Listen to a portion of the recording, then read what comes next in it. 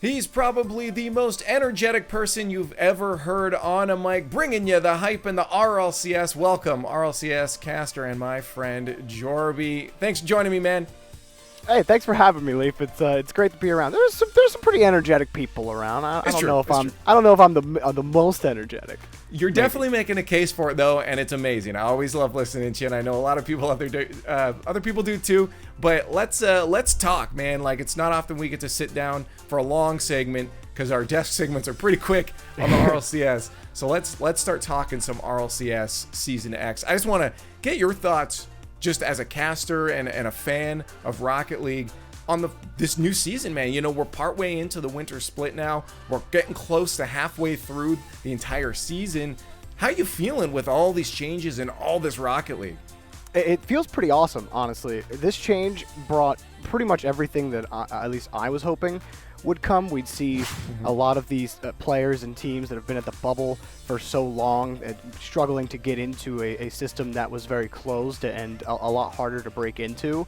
Now, you know, having a lot more success in an open format, and like the Swiss format for the fall split was amazing because we've never gotten that much data on teams before like roster changes happen. Like, we get 7 games or 7 matches and that was it.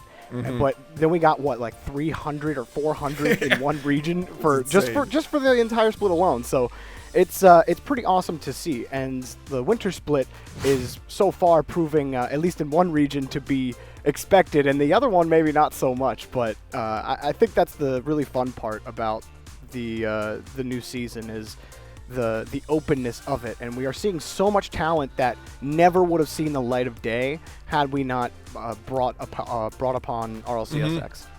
And for anyone out there that is newer to Rocket League and still confused, we have 3 splits during the season. It'll be year long. We have the fall split, winter split, and then of course the spring split later on coming up in 2021. But we've done the fall split, and Jorby was just mentioning that many games just in one split alone. So there's so much Rocket League out there, and that's just like the RLCS. Like, we have so many other things going on, like the grid, CRL. There's been so many other collegiate things too. Looking at the grid and the changes that have been made as well too, how do you feel the grid has, from your perspective, because you've been casting some matches there too, for you, how's it been, and how do you feel like the players are taking in the grid and the perspective of that tournament that runs alongside the RLCS?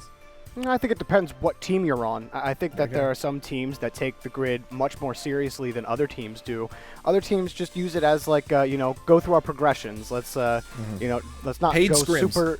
Yeah, exactly. Like, glorified scrims is what how some teams feel about grid, but that's still useful as a player, and also for people like us as commentators, because it gives us a more in-depth look on the types of players that these guys are. We get to look at them so much more often. And when I was doing Envy's grid streams during the fall split, I felt like I could talk about Envy so much more than I ever could before, even if, you know, the grid wasn't it wasn't, you know, a regional. It doesn't really matter. The point is like the trends for what a player likes to do, what kind of decisions they like to make, how they act in certain situations. When you get to follow one team throughout an entire bracket, you start to notice those things a lot quicker. And then when it goes to the regional and you have to talk about that team, like, there's just so much to talk about with a single player. It's like, well, he doesn't like to do, you know, he doesn't like to get aggressive when they're behind, or he doesn't like to play more passively when the other team is also playing passive, or like they haven't won a lot of challenges in a row or something like that. Like, you get a peek into their mentality, if you will. I feel like it overall makes us as a RLCS crew stronger too, because we're each following different teams, and we can each bring perspectives then from these different teams, like you were just mentioning. Like, you know, now I've noticed this guy because I've been watching him every week intently. And I've noticed this guy. I wonder how they're going to clash now. For you though, I mean, like, there's so much data. I know you love the data. You mentioned it before too. Do you ever get like overwhelmed with how much information you have now and trying to pick out which is the important thing to say and which one to say, because you know you don't have much time to say it? Well, I mean, the way I like to approach it, instead of just looking at all the stats, is starting with a hypothesis. Like, I start with a feeling I have about a player. Like, I can say, like, I feel like Mist is the only guy scoring on Envy, or like I feel like Envy always play NRG really close. And then I can, there's some context I can go behind. I can look at the matchup between Envy and NRG, see that they've played 11 times. Okay, what have the game scores been in those situations? Well, when NRG win the first game, they tend to sweep Envy. And when Envy win the first game, it tends to be a little bit of a fight. So, those things are something that we've never had before. But I don't think, it's I don't go into the stats page hunting for stories. Rather, I already have a story in mind. Yeah. And I'm going to the stats to back that story up. And if the stats tell me something else, then I change my hypothesis. Maybe I just drop that story altogether, or it evolves into something else. But stats are always my accompaniment, but never the main, never the main course, if you will. No, that's cool. Honestly, it's a good look into how sometimes commentators come up with some of these stories. It's like, sometimes you're right, it's just on a whim. It's like, I feel like this is, and then you'll go in and look at that story, find out what it is. But there is a process to these stories that get put out there, and it's really interesting to get that dive into how you do it, because I know different people do come across them differently. Sometimes people will look at numbers and just see a pattern, and oh, well, maybe there is something here we didn't realize before. So that's cool. And it's like, it can be difficult too, because sometimes the stats can tell you absolutely nothing.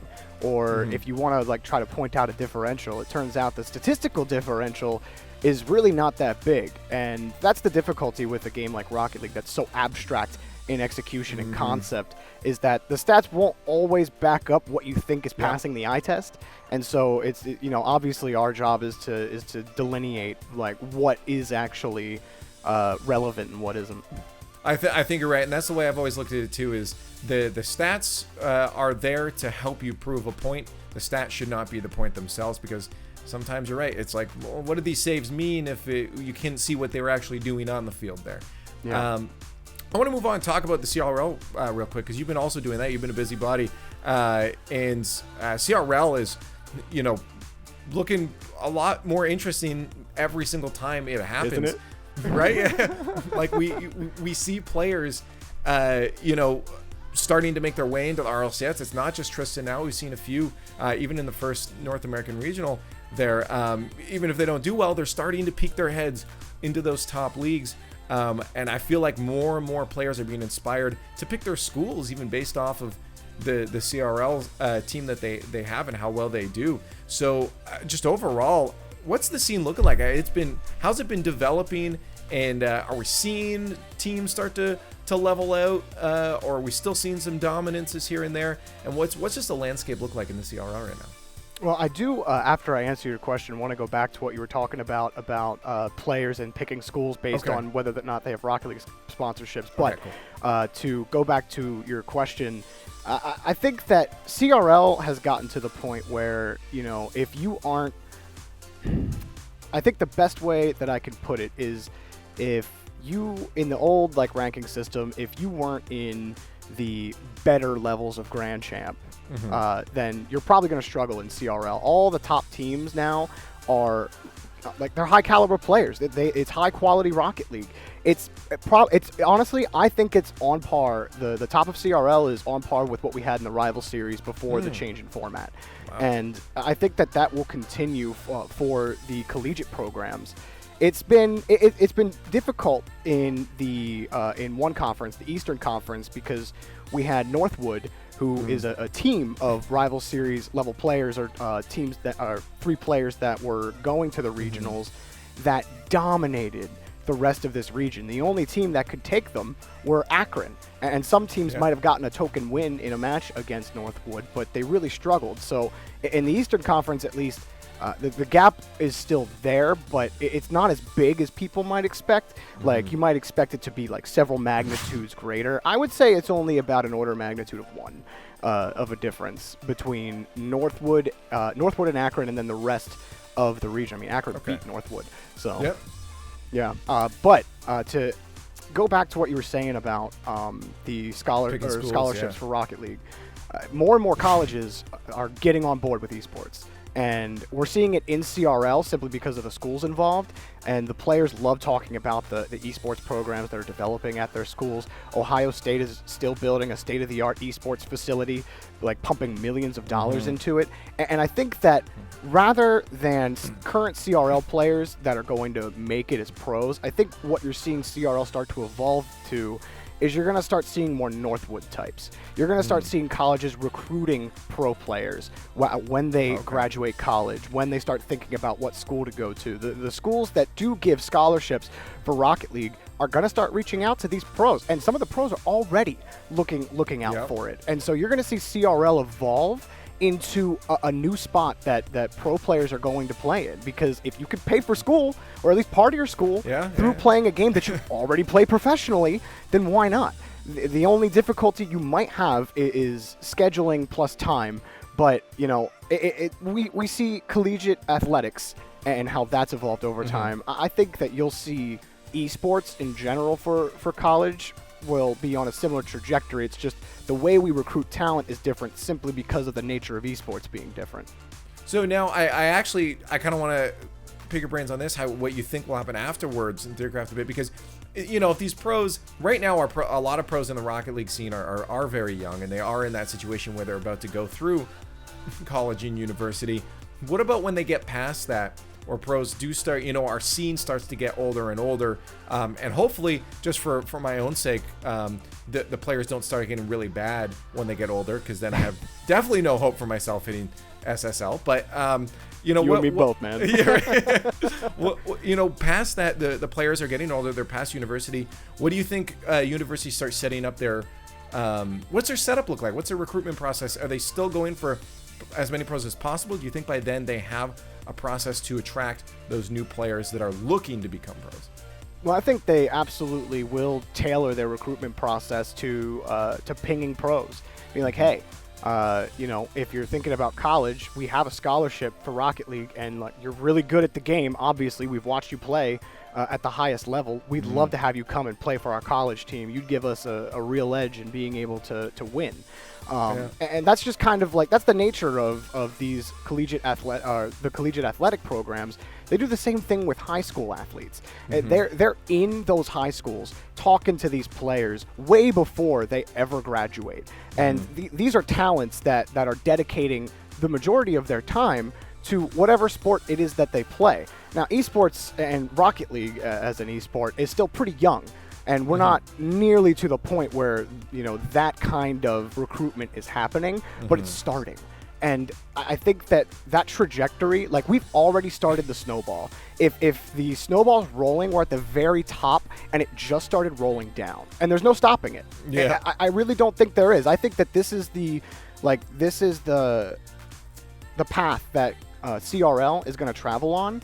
And it's going to heighten battles for recruitment, and for colleges love being the best at whatever it is. And as far as I know, I'm pretty sure that CRL is the biggest collegiate esports program out there. So colleges love the idea of Rocket League, the ones that are involved, and I think that's just going to continue over time.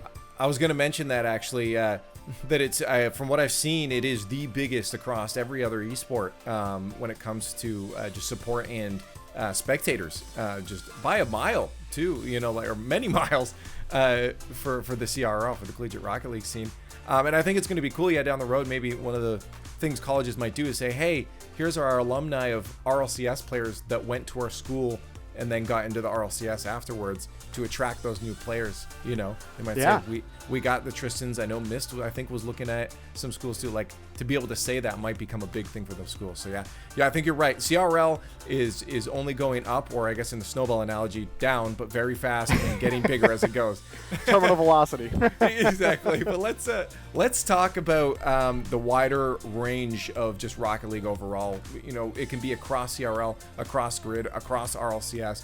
But obviously, and I've talked to a few analysts and Rocket League experts about this, is the debate between regions right now and who's actually better. Because obviously during the times right now, we don't have LANs, we don't have live events. There's no way to really test who is better and what regions are better. So it's come down to the theory crafting of how this team would face off. Where would this team place if they played in this region based off their play style?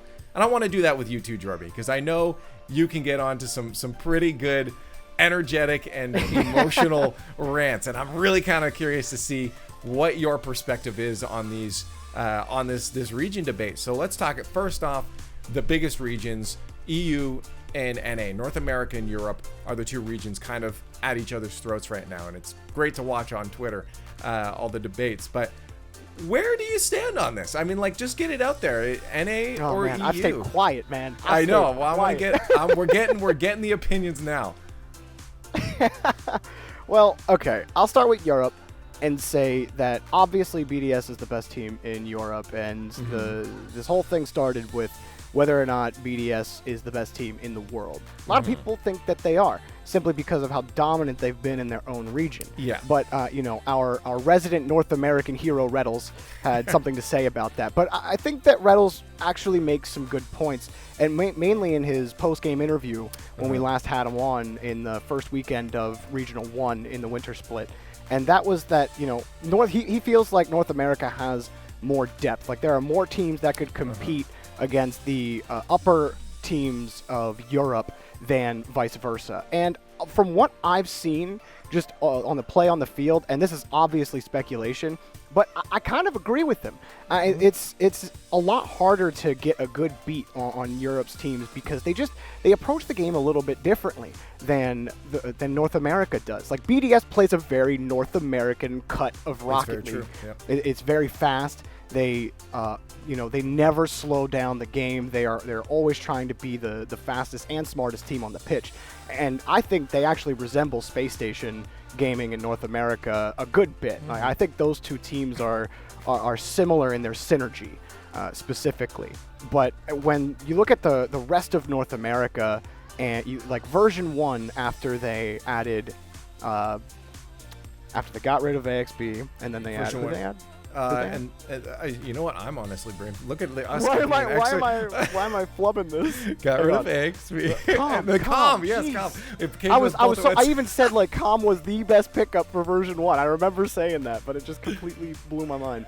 But you look at a team like version 1 who added Com, and Com had an immediate impact on that team by upsetting Space Station, and nobody really gave version 1 a chance in that match. Rogue, they added Taroko, and everybody is saying watch out for Rogue right now, and they're one of the most dangerous teams out there. The Sonics add T-Corel. All of a sudden they look really good with J-Russ and Shock. Like, these teams are fast. They can wow you in so many different ways. And when I look at Europe on the other side, as soon as I click on it, Europe, I don't have that same feeling around European teams. I just don't think that they don't post as consistent as results. They don't seem to get faster every single time, and I'm doing a terrible job of really trying to articulate my point. But I think that the problem with Europe is that on their last roster mania that they had, all of their top talent got spread around. And we're all on different teams, like one-ofs on, up-and-coming players' teams. And they've kind of struggled in that fashion. Fadeaway adding Yukio seem to be getting a little bit better, but you'd think that Freaky Tigre and Yukio should be able to start contending with that top, like the upper echelon of Europe, yet they consistently have struggled to place high under teams that play that style of Rocket League like BDS do, like the Giants do. And players like Itachi. Galaxy Racer is probably the closest that we've seen, but they haven't even been consistent. Endpoint look like they're on a trajectory upwards, but there's so many matches you watch, and it's like, it's not clicking right now. It feels like there are more consistent teams in North America than there are in Europe, and I think that's the key difference. Is the consistency of teams is greater. Whether or not they would beat European teams, I really can't say, Leaf. Like, how many lands have we gone to expecting a result or expecting one team to dominate a team in another region, and then they get completely clapped. Like, LAN is just different. LAN is different even within your own region. It's especially different when you go up against teams you've never played before, and it's just not going to be the same, period. Are BDS the best team in the world? Maybe. I don't know. I wanted to ask I have two questions that arose from that. One of them was, do you think maybe then Europe is playing a bit more of that violent Panda style where they try to play that long run, and right now they're spreading that talent out to try to develop the rest of the scene like that? Or do you think that, no, that's not going to work and it is potentially a mistake on their part? I don't know. I think that I wouldn't say that it's the violent Panda approach. I think that it's just the nature of what spots were available and when they were available. Okay. And there's not like a larger region perspective here that they're like, no, next split will be better than NA kind of thing. Yeah, well, I actually think that North America went through something similar a while back. When I think it was in season 8 or season 9 when rosters got blown up. We called it the Big Three, and no other team looked even remotely as good as they did, and had a lot of inconsistency issues. But then a couple more roster swaps and more consolidation of talent, and now you have a lot of solid teams. I think that there is enough talent in Europe to match North America. I think that the individual talent depth is there for both regions. I don't think you can say that one team has a distinct advantage there over another. The difference is where that talent is on teams. And I think Europe is in that stage that North America was before, where talent got spread out, but then a couple more roster swaps happen, some players get kicked, and talent gets consolidated. I think that Europe is going through a similar reckoning right now, but there are some teams that are trying to stick it out together, and it's not working. And they stuck together for a while, and now they needed a change. I mean, look at Oxygen. After they got Astral, they have not posted the results we were expecting them to. Now they looked a lot better in the first Winter Split regional, and the boat's still out for me on that one for them, but they're looking a little bit better now that they've had a little bit of time. Guild recently made a change to Devo, and I think that Guild look a little better now. They just need more time. Top Blokes seem to be figuring it out with Archie, but it's taking time, and it's difficult to really get better when you just constantly are getting dominated by Mark by 8, Monkey Moon, and Extra. It's just not fair. Oh, and Vitality. And Vitality, yeah. Yeah. I mean, I don't even consider Vitality just because BDS beat them all the time, but when we're talking about the rest of the region, yes, Vitality are also really frustrating to play against. And it has to be really frustrating for the region because those two teams play completely different styles of Rocket League. Yeah. Like, which one do you attack? Yeah, exactly. And that was kind of my next question there that had arisen was Vitality. We talk about BDS mixing into North America, and they have that North American play style. Do you think that play style is the play style that will eventually take over? Do you feel like Renault Vitality to beat BDS will start to have to trend to that play style?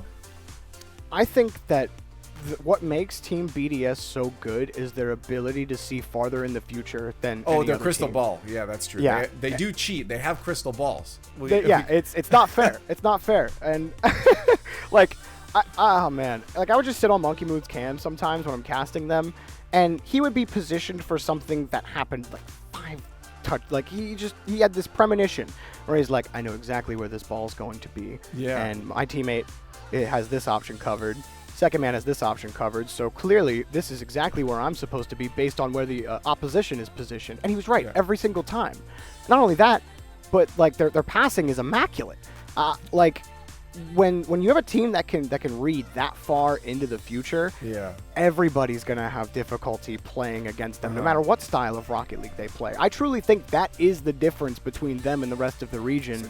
Is how aware they are. I think they're the most field-aware team in the world.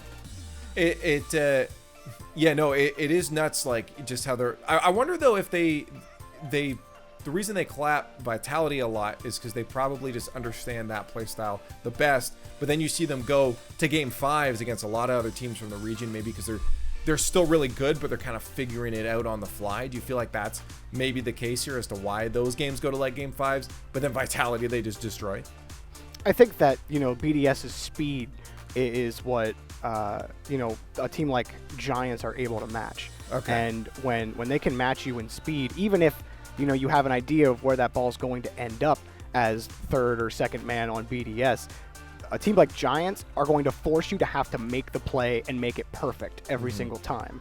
And if you can't, there's a little more wiggle room against teams that like to play a more methodical style. But when you play against a team like Giants, or if you want a North American equivalent like G2, you're going to have more difficulty sussing out exactly how the play is going to develop. So I actually think you do a better job of masking how the plays, not masking, of forcing BDS to play perfect Rocket League, because that seems to be where teams can beat them, is when BDS are forced to play perfectly at every second. So just I could keep talking about them all day, but one more question about Vitality and BDS. And do we see a complete shift in Renault's Vitality's play style to adapt with BDS? And then is that playstyle shift only when they're playing BDS? And do they revert back to what works against the region when they're not playing BDS? What's the future in your eyes going to look like for Vitality when they hit the field against that specific team? I want to see how Vitality approach BDS on LAN, because Vitality are that team that I look at and say they are the European favorites whenever they hit LAN. And I will probably still feel that way come international LAN time. I might not say it out loud depending on what happens in the future, but I still might have that gut feeling. It's I don't know. I don't know if the answer for Vitality is to play more like BDS. I can tell you that I don't think what they've tried so far has worked. They've been successful at times, but I feel like Vitality, where their struggles online have been this season, is the inconsistency from, and I hate to say this, but KDOP, and that hurts me a little bit. That hurts me a little bit to say. but he hasn't been the most accurate. I remember how at least Achieves would always say, he's KDOP 100% of the time will hit every single half chance, and that's why he's one of the best players in the world. Yeah. And he has not been successful on half chances or even better chances. But sometimes KDOP is looking really, really good. He looks like KDOP. I actually think that's been a real pain point for them. And I know some people like to point to Alpha, and that Alpha likes to play solo hero sometimes. I really don't think that's true. I think that you could extrapolate any game and find one or two plays where Alpha took a play by himself, and maybe it put Vitality in a tough position. But when it comes to the progressions and the rotations, I feel like it's KDOP. It's they want to be faster than BDS, and they try to outmaneuver them and outmind game them, but they end up either tripping over themselves or they don't make the touch they want to, and it puts them in that struggle. I feel like BDS are in their head. Yeah.